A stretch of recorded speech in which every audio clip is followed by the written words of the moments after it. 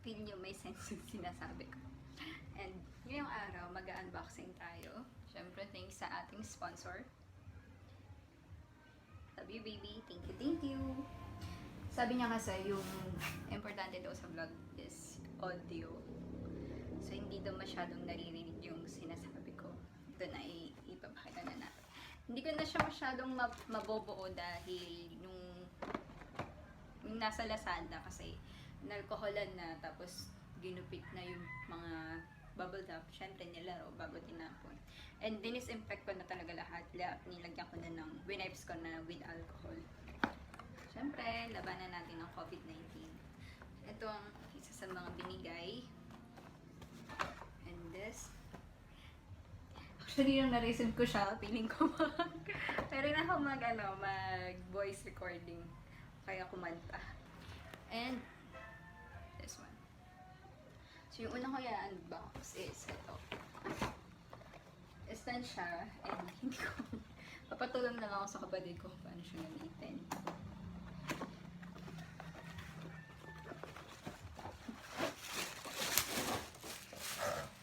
So, ito. Tada! And ito ata yung ata yung sa stand. Taba. Yes, ito. Ang mga, di ko alam tawag dito eh. Pang stand. So, tatabi ko na siya. And then, ito yung ganitong, naman may instructions sa gilid eh. Ayan na. You can see, kung wala kayong kasama para mag-install para sa inyo, meron naman siyang instructions sa gilid.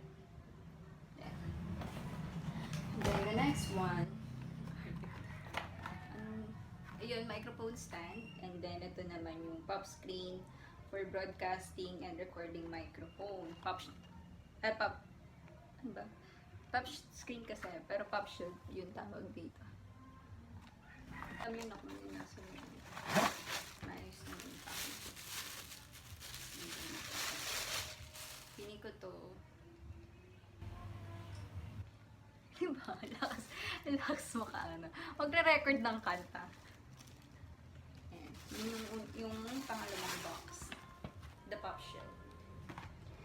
And then, yung pinaka-importante sa lahat, ito.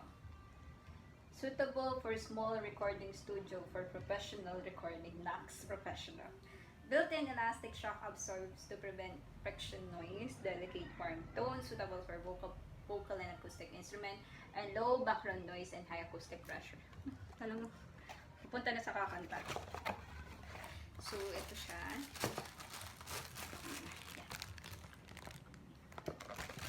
Yung laman. Ito yung siguro yung sa stand.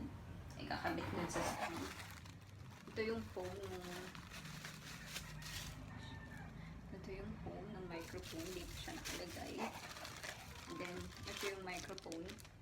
Kala mo ganda ng boses. And then, ito. This one. Where? And then, itatry namin itong isa-tap mamaya. Papakantayin ko yung pamangkin ko ng Show Yourself. Kasi excited talaga siya na gamitin to. Pero dahil hindi ako marunong mag-set up, tapos mag-asma na ako ng paper dun sa kapatid ko. Iba-iba naman ng pagpili kung anong gusto yung microphone, diba? So, ayan. Thank you for watching.